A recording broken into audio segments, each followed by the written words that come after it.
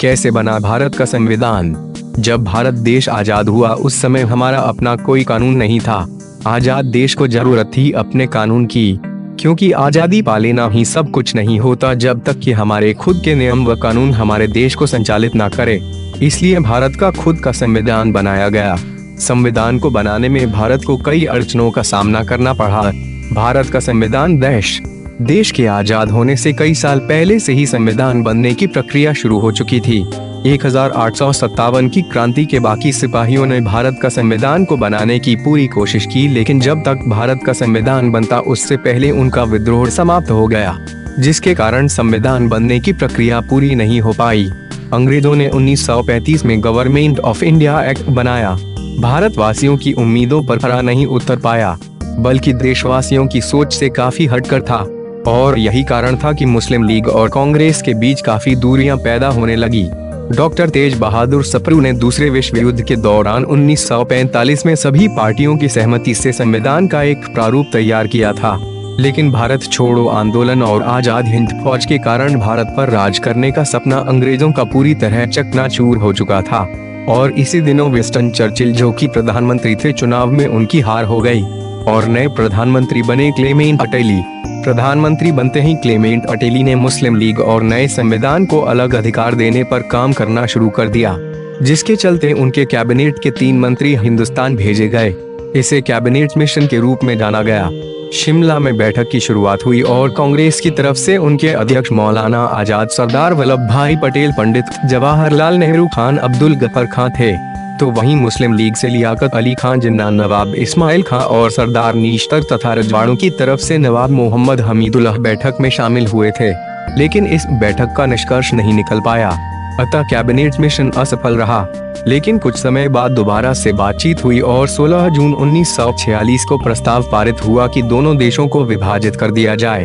उसके बाद नया संविधान बनना तय हुआ। भारत की संविधान सभा पहली बार 19 दिसंबर 1946 को एकत्रित हुई। इस सभा में सभी नेता मौजूद हुए, लेकिन कायदे-ए-आजम मोहम्मद अली जिन्ना और महात्मा गांधी मौजूद नहीं हुए थे। संविधान सभा के कार्यकारी अध्यक्ष के रूप में डॉक्टर सच्चिदानंद को चुना गया, क्योंकि सच्चिदानंद सबसे सीनियर थे, और डॉक्टर राजेंद्र प्रसाद को स्थायी अध्यक्ष के रूप में चुना गया। डॉक्टर जवाहरलाल नेहरू ने संविधान की नींव 13 दिसंबर 1946 को रखी। उन्होंने संविधान का संपूर्ण खाका बना लिया था। इसके अंतर्गत पूरे भारत देश के सभी रजवाड़ों की संपत्ति को समाप्त कर उसे भारतवर्ष का हिस्सा बनाने का प्रस्ताव भी था, और संविधान के इस सबसे महत्वपूर्ण प्रस्ताव को 22 जनवरी 1947 को पास कर दिया गया। इसका रजवाड़ों ने और जिन्ना ने खुलकर विरोध भी किया। काफी जद्दोजहद के बाद अप्रैल 1947 के अंत तक दूसरी सभा की बैठक हुई। कई राजाओं ने कांग्रेस को समर्थन दिया। इसके बाद 3 जून 1947 को इसकी घोषणा कर दी गई कि भारत, बंगाल और पंजाब का विभाजन होगा। 14 जुलाई 1947 को जब बैठक हुई तो उस बैठक में मुस्लिम लीग के लोग भी शामिल हुए थे, लेकिन वो सभी बंटवारे के बाद भी भारत में ही रहने वाले थे।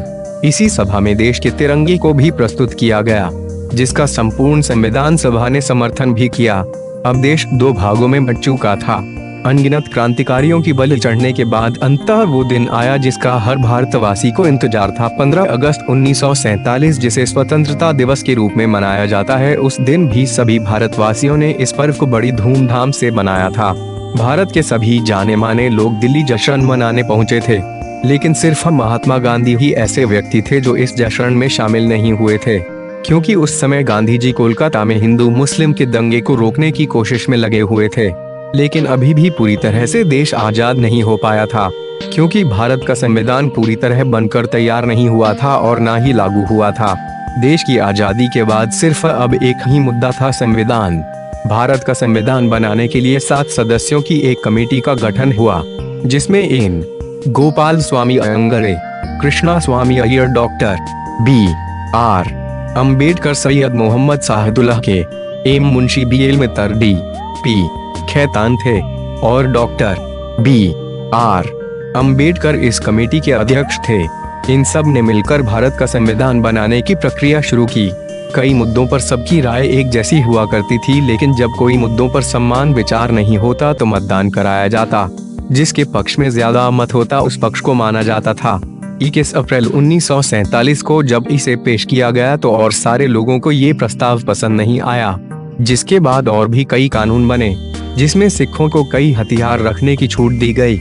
इस मामले पर भी काफी विवाद हुआ। इसके बाद नशे से जुड़े कानून को इसमें जोड़ने की अपील हुई।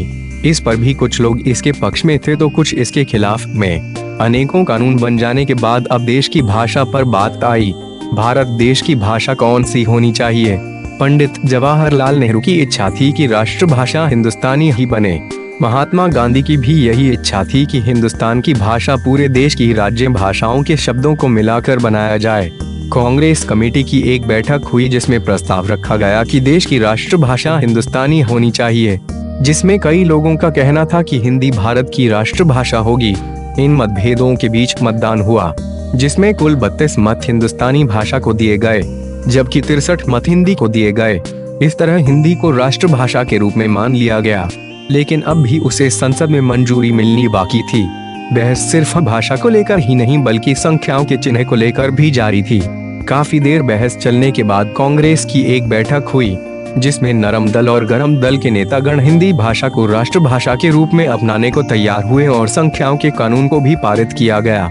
कड़े संघर्षों के बाद 2 साल 11 महीने 18 दिन बाद डॉक्टर भीमराव अंबेडकर और उनकी कमेटी ने इस काम को अंजाम तक पहुंचा दिया। अब वो वक्त था जब भारत के पास अपना भारत का संविधान था। अब सही मायने में देश आजाद था। 24 जनवरी 1950 को भारत के संविधान पर सभी सदस्यों के हस्ताक्षर किए गए।